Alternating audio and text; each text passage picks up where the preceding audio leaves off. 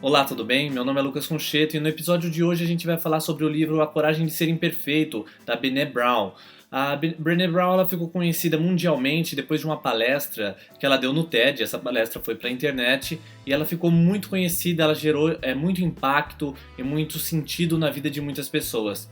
Por quê? O título já diz muito que é a coragem de ser imperfeito. Infelizmente, a imperfeição, a vulnerabilidade, ela é muito estigmatizada na nossa sociedade. A gente tende, desde pequeno, a cobrar muito a perfeição, de ser perfeccionista, de sempre ser o melhor, ser o mais bonito, mais magro, mais forte, mais durão. Existe um certo ideal que o ser humano persegue e ele persegue sem refletir sobre isso. Existe uma cobrança muito grande que acaba contaminando a vida das pessoas, a nossa vida no modo geral, porque a gente se cobra muito, a gente sempre pensa que a gente não é bom o suficiente, que a gente o que a gente é não basta e que sempre há uma falta. Mas é uma falta não refletida, esse é o maior problema. O problema desse sentido do perfeccionismo é a não reflexão. Porque o cara que busca um autoaperfeiçoamento, ele busca através da reflexão, ele entende, ele tem uma autoconsciência, ele busca evoluir. Só que a vulnerabilidade e a imperfeição na nossa sociedade ela não é bem vista e a gente geralmente busca ser melhor para buscar aprovação no outro. A gente se sente bom na proporção que o outro acha a gente bom. Então a Brené ela ficou muito conhecida depois desse discurso, depois dessa palestra e ela impactou muitas vidas. A autora do livro ficou mais ou menos uns 12 anos nessa pesquisa, pesquisando a vergonha, a vulnerabilidade, a imperfeição e todo esse estigma que existe na nossa sociedade em torno desses temas, tanto para o sexo masculino quanto para o feminino. Existem uma cultura para ambos os sexos que forçam os indivíduos a se encaixar num padrão, um padrão de excelência, sempre buscando um ideal e muitas vezes um ideal inalcançável. A autora começa o livro, ela fala que esse discurso permeou a trajetória dela e as pesquisas. É um discurso que o Theodore Roosevelt deu e que gerou impacto em muita gente e tem um significado muito grande e eu vou compartilhar ele com vocês. O que significa viver com ousadia? Não é o crítico que importa, nem aquele que aponta onde foi que o homem tropeçou ou como o autor das façanhas poderia ter feito melhor. O crédito pertence ao homem que está por inteiro na arena da vida, cujo rosto está manchado de poeira, suor e sangue, que luta bravamente, que erra, que decepciona, porque não há esforço sem erros e decepções, mas que, na verdade, se empenha em seus feitos, que conhece o entusiasmo, as grandes paixões, que se entrega a uma causa digna, que na melhor das hipóteses conhece no final o triunfo da grande conquista e que, na pior, se fracassar, no menos, fracassa ousando grandemente.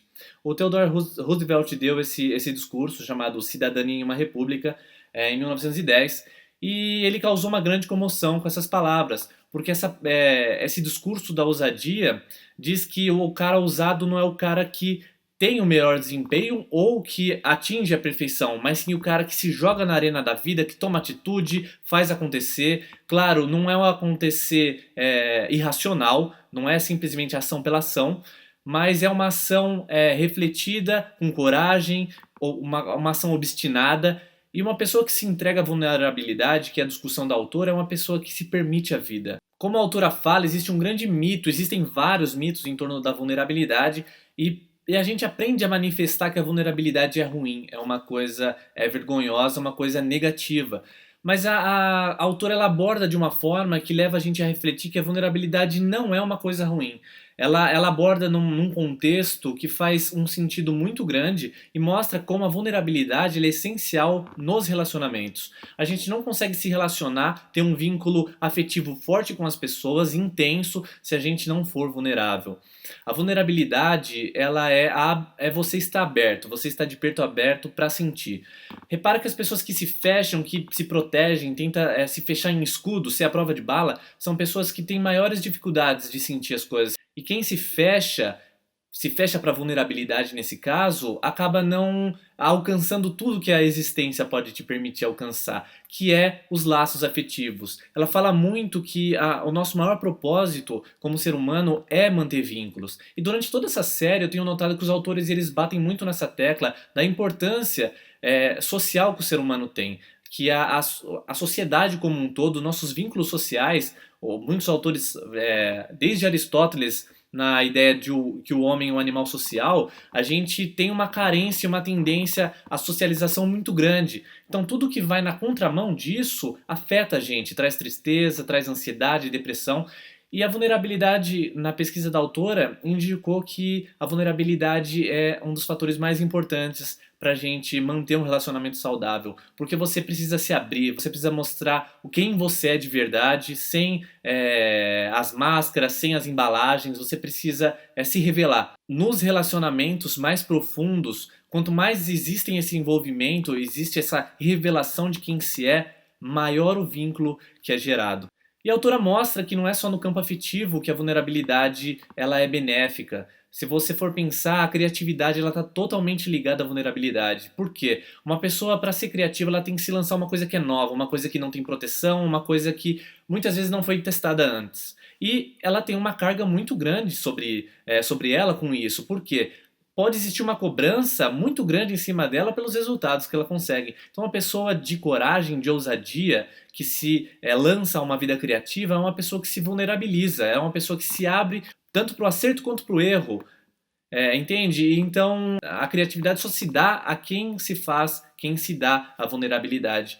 Então, a criatividade, tudo que está envolvido com esse lado mais emocional, mais profundo do ser humano, depende da gente se abrir. Quanto mais a gente se fecha, quanto mais a gente se retrai, menos a gente consegue comunicar, criar vínculos e criar. Então, nesse ponto, o livro ele traz uma magia. É um livro que gerou um grande impacto em mim, me fez refletir, escrever algumas coisas, porque a autora mostra que a vulnerabilidade ela não é uma fraqueza, você não se torna fraco por ser vulnerável. Pelo contrário, você se torna forte quando você tem a consciência do que você faz. Você se torna forte na medida que você toma tudo isso de forma tanto emocional quanto racional. Não é a vulnerabilidade por ser fraco, no sentido de ser um perdedor, mas é a vulnerabilidade no sentido de você estar aberto, estar na vida, estar para o que der e vier e se permitir realizar as coisas. Não se fechar em vergonha, não se fechar em restrições por achar que o outro não vai te aceitar. Então a vulnerabilidade nesse sentido. Eu me lanço no mundo sendo quem eu sou. E por ser quem eu sou e ser autêntico, as pessoas enxergam essa beleza e o vínculo é criado. Gostou? Se inscreva no canal porque semana que vem tem mais um vídeo com mais um livro. Tchau!